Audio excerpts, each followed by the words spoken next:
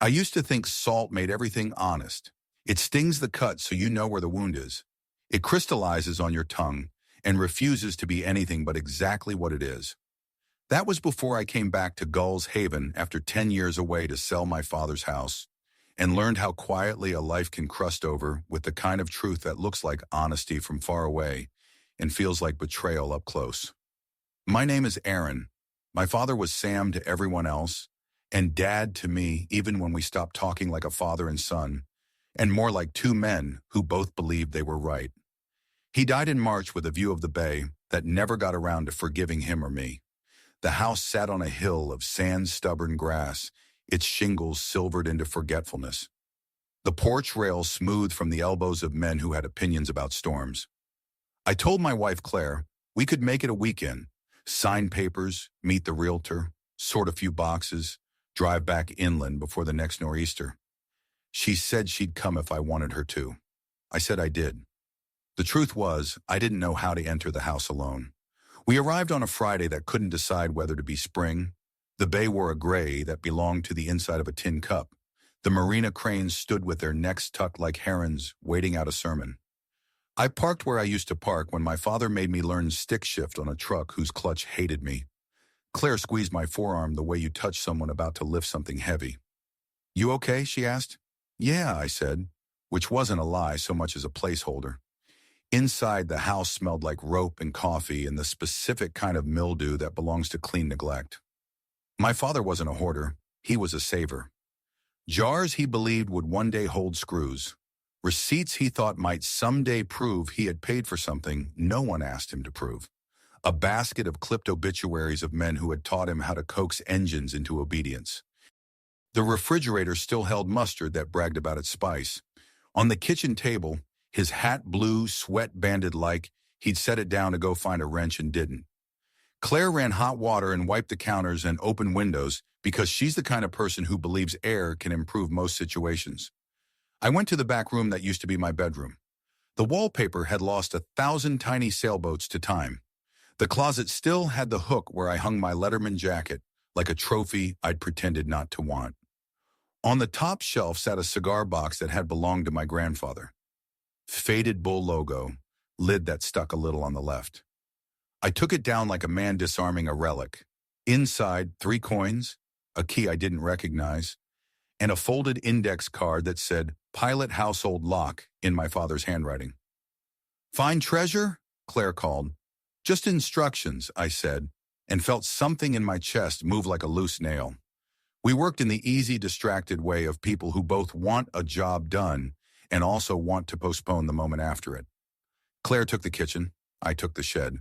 The shed still held my father's bench vise, a careful row of oil bottles he'd decanted from larger, uglier oil bottles, a calendar from a parts supplier with a woman leaning against a tractor, and a promise about discounts that expired in 2009. I found other keys, other notes. "Don't toss good cord. Bad extension fix or bin. Ask Pete for the 916 back." Pete had been dead for 5 years. I sat on the work stool and felt the old small griefs bumping against the new big one, like pilings in heavy chop. At dinner, we went to the only place that makes chowder the way the town allows. Thin enough to drink, fat enough to confess to. The bartender had a jaw like a decision and a memory for faces. "You're Sam's boy," he said, the way people talk to men who are more son than boy and less boy than they remember. "I'm sorry." He poured a beer I didn't order and said it was my father's favorite. I drank it even though it tasted like my mouth had forgot how to be 38 instead of 22. Back at the house, the wind came up with the tide and tapped the glass in the way that tells you weather has opinions. Claire made tea. She reads when she's nervous. She had a book propped on the arm of the chair and didn't turn the page. I wrote my name on a pile of lawyer papers and left them with a clip.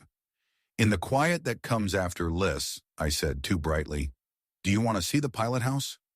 "What's a pilot house?" she asked. "It's the little lookout up on the roof," I said. "Dad used to go up there to watch storms. He said it was where he could hear the truth without everyone talking." "Of course he did," she said, half affectionate, half indictment. We climbed the narrow stair behind the hall closet. When I was a kid, I thought it was a secret. Now it was simply small. The door at the top had a new lock, knew enough to be smug about it. The old key from the cigar box slid in and turned with the satisfying resistance of something unwilling and decent. The pilot house was 4 windows and a bench, in the sense that the sky had agreed temporarily to be inside. On the bench, a thermos, a stack of notebooks, and a small wooden tray with a smooth spot where a thumb had thought too much. My father's handwriting covered the top notebook. Weather, boats in and out, occasional notes about prices of diesel that let you track a whole decade's greed.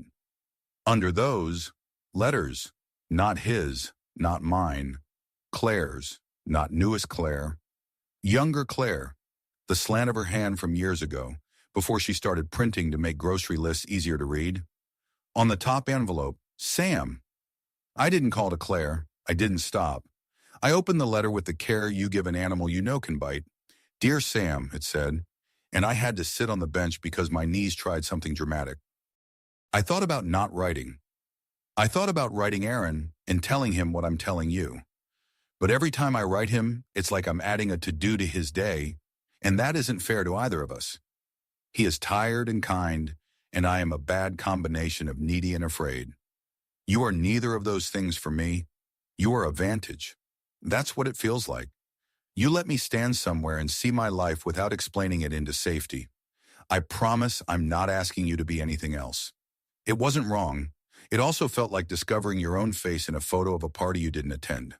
There were more. Another with a line about my father's stupid joke at our wedding. How he'd said there are 2 kinds of men in the world, those who fix things when they break and those who buy new things, and how he hoped I was the first but would forgive me if I turned out to be the second sometimes. She wrote, You raised a fixer. I am a thing that breaks in quiet ways. I am trying not to be embarrassed by that. Another letter asked about my father's favorite beach, if he sat north of the jetty to avoid families or south to watch boats. She wrote, Does the sea help, or is that a myth people who can't afford therapy tell? He wrote in the margin, in pencil, small like an admission, helps if you let it be water and not church. The dates told a story I didn't want to read.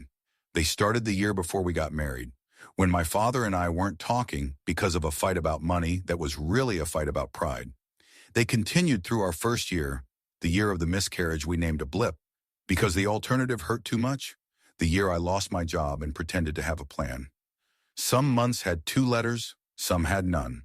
The last one was 6 years ago. My stomach did the hollow elevator thing.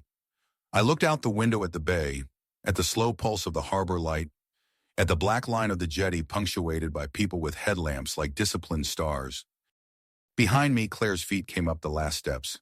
I covered the letters like I was 12 and had been reading a magazine about engines the church disapproved of. What is it? She asked softly, already part knowing. Letters, I said. She saw her handwriting. I saw her see it. I saw her decide not to lie. Oh, she said, and sat on the step and put her chin on her knees the way she used to when we lived in an apartment with a door that stuck in summer. I wondered if you'd find them. You knew they were here? I didn't know where, she said. He said he had a place. He said if you ever asked, I should tell you before you found them. I didn't tell you. That's on me. I couldn't make my mouth ask a question politely. Why did you write my father? Because you stopped speaking in a way I could hear, she said, not unkindly. Because he listened like a man who knew where storms come from and how long they last, and which ones you can walk through if you know the path. Because he told me I didn't have to protect you from the parts of me that look like need. Because he told me that loving a fixer doesn't mean you pretend you're not broken. Did you love him? I asked, and I didn't recognize my voice. I loved what he did for us, she said, and there was no win for me in that sentence. Did he love you? The second worst question a husband can ask. He loved you, she said. He loved you enough to tell me to stop writing when it started to feel like weather. When? I asked. After the miscarriage, she said. He said if he kept being the vantage, you and I would never build our own. He said I had to learn how to ask you for what I was asking him for. He said he would always be there, but he wouldn't be between. I held the letters like evidence, and like a baby you're afraid to hurt. Why didn't you tell me? I did, she said. Badly, in pieces. in fights that started about dishes. I said I needed you to write me again. You made a budget. She rubbed her calves like she was trying to warm a muscle that had learned to be cold. I'm not making you the villain. I'm telling you why a woman writes to a man old enough to be her father about the shape of the ocean. I don't know how long we sat in that small room where men put telescopes and pretend they are control. Long enough for the harbor light to make and unmake 3 opinions. Long enough for the radiator to go quiet and then consider a comeback. Claire rested her cheek on her knees and said, "Are you going to leave me?" "No," I said, and it was true in the way a tide chart is true. Useful, accurate, powerless to predict the wind. We came down the stairs because the stairs end, even if conversations don't. I put the letters in a stack, and the stack in the cigar box, and the box on the kitchen table, where my father used to clean spark plugs with a devotion I've never been able to feel for small parts. Claire sat across from me and pressed her palms together like a person who needs their own warmth. "Do you want to read them all?" she asked. "I don't know," I said. "Do you want me to?" "I want you to know me," she said. And I didn't know whether to be flattered or tired. I didn't read them that night. I made a bed on the couch and pretended I was doing it to protect the marriage from the kind of fight that makes law out of emotion. Claire stood in the hallway and didn't ask me to come to bed, which is somehow more intimate than asking. In the morning, I ran into a man who used to teach me how to swear at engines. His name is Augie. He has the exact number of teeth he deserves. He hugged me like we were men, and then like we were boys, and then like we were idiots. "Your dad was a decent bastard," he said, which is the highest honor Augie gives the dead. "You staying or you selling?" he asked. "Selling," I said to see how it felt in my mouth. He nodded, which might have been approval or surrender. "Your lady's pretty," he said, and then, before I could choose a response, "She used to come by with envelopes when you two lived in Portland. I'd be at the counter at the post office. She'd lick them like she was involved in something urgent. I told her paper dries slower in this air." He peered at me the way men who know your father's flaws feel entitled to look at your face. "You know he thought the world of her," he said. "It should have hurt less than it did." At noon, I went to the marina and stood near the spot where my father once taught me the trick to coils. You don't force rope. You ask it with your hands. The man who runs the place now is my age and looks older. He said my father came by every morning the last year just to watch the water and pretend he still had boats in him. "He'd mutter about your boyhood like a man checks a weather report," he said. "Sometimes he'd write in a little book. Said it wasn't my business." Back at the house, Claire had found a crate of my track medals and was arranging them like evidence of a child she never met. "Did you ever want to run?" she asked, not looking up. "Sometimes," I said, "but mostly I wanted to leave. And running looked like a decision when it was just a loop." She set the medals back in the crate and sat on the floor with her back against the cabinet. "When we lost the baby," she said, "your dad came to the hospital and didn't say a word to me.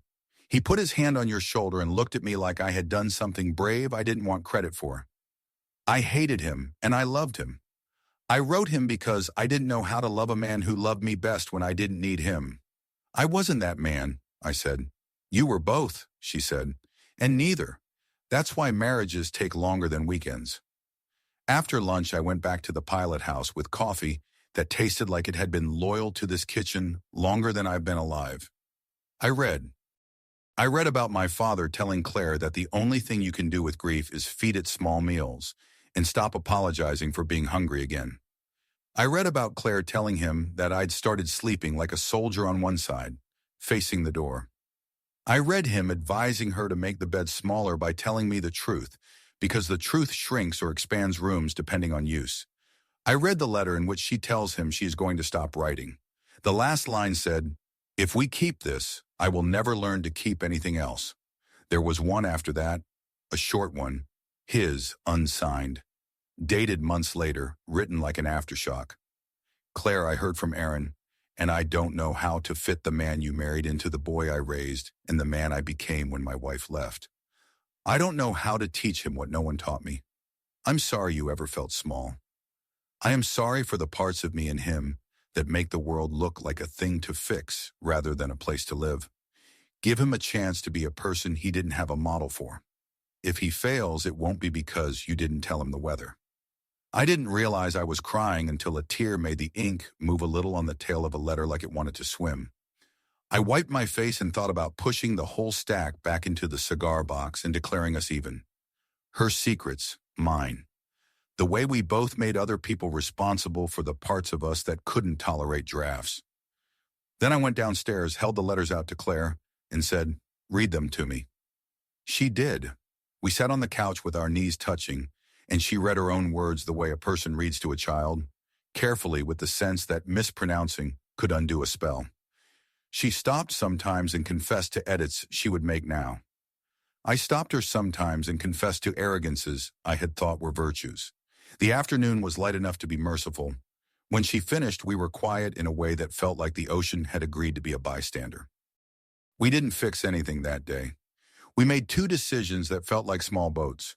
We would sell the house, and we would take the notebooks and the letters, but leave the pilot house as it was, bench, thermos, tray, so someone else could practice listening. We told the realtor yes. We told the bartender we'd be back for chowder before we left town. We told Augie he could help himself to the 916 if he ever found it. That night, after Claire fell asleep, I went back to the shed and opened drawers like a man searching for a tool and finding instead a different life. Under a rag that had once been a t-shirt from a long-closed bait shop, I found another letter, smaller, tucked into a sandwich bag like a person afraid of water's appetite, addressed to me. My father's hand, every letter certain enough to take responsibility. "Aaron, I did not teach you how to ask for anything without fixing it first. I did not know how to ask, and I was too proud to learn in front of you. You found a woman who asked, and when you couldn't answer, she found me because I always acted like I had the weather report. I am writing this because pride let me say nothing for too long, and because I don't want you to hate me for being human. I wrote her back because she wrote like a person trying to keep you. I told her to stop writing because I didn't want to be the reason you never learned how to hold a thing you didn't make with your own hands. I am sorry I didn't say this to you. I am sorry I didn't say this sooner. I hope like hell you don't find this and think it absolves me. I hope you find it and think it asks something of you. Love, Dad." I took the letter to the kitchen and sat in the dark like a man waiting for the water to boil, even though the stove was off. Claire came out, hair messy, eyes soft, and sat across from me like people who own the same tired. I slid the letter over. She read it and put her hand flat on the table, the way you steady a thing that will no longer move. "Do you want to keep the house?" she asked. "No," I said, "but I want to keep what he was trying to give me." "What was that?" "An assignment," I said, "to write you again where you can see me." The next morning we met the buyer, a teacher from the city who wanted a place to learn how to be still. She said the pilot house felt like a secret she could be trusted with. Claire shook her hand like a person who knows how to pass a flame. I didn't cry. I did stand alone in the shed and touch the vise like a nose against glass. On our way out of town, we stopped at the post office. The clerk had a bell tattoo and a nose ring and the exact tolerance for sentiment that keeps a small town from eating itself.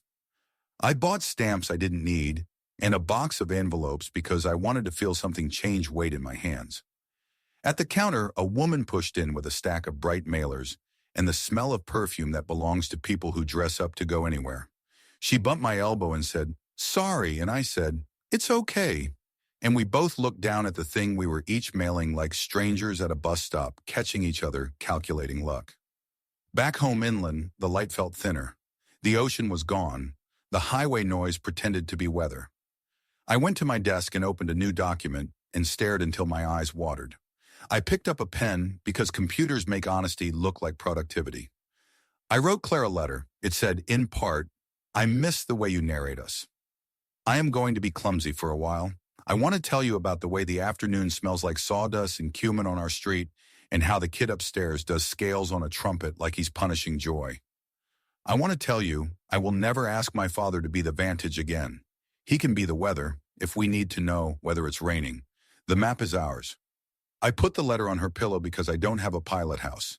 In the bedroom is where we go to hear or not hear one another. She read it and came to the doorway and said, "More. We made a rule.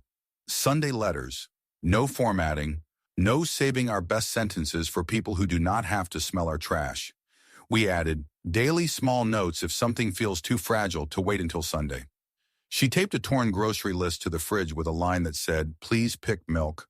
Ask me how I am and listen to the long version." I sent her a text at lunch that said, "I heard a gull inland." I think it was a crow arguing. 2 months later, a thin package arrived with a return address from the realtor.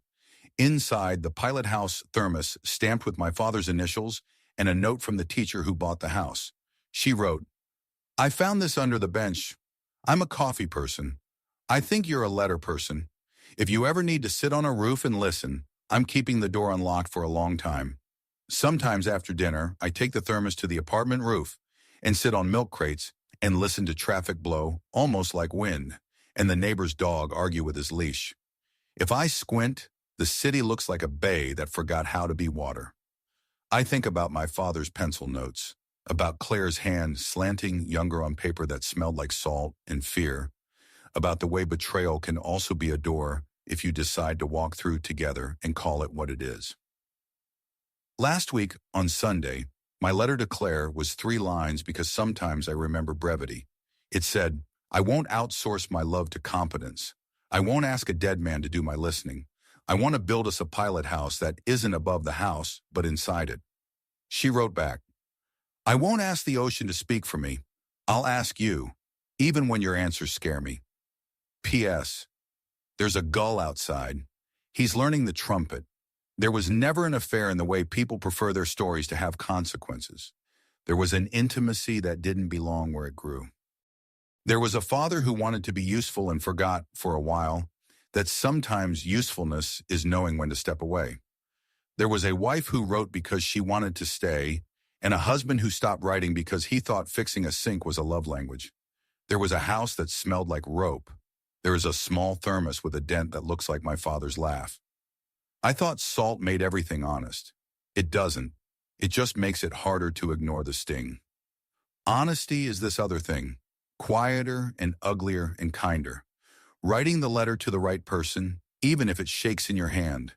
Opening it at the table while the coffee is still warm. Reading it aloud when you can bear it. And, when you can't, leaving it somewhere you both know, so no one has to climb to the roof alone to find out whether the weather is yours. If you made it to the end of this story, thank you. It means a lot.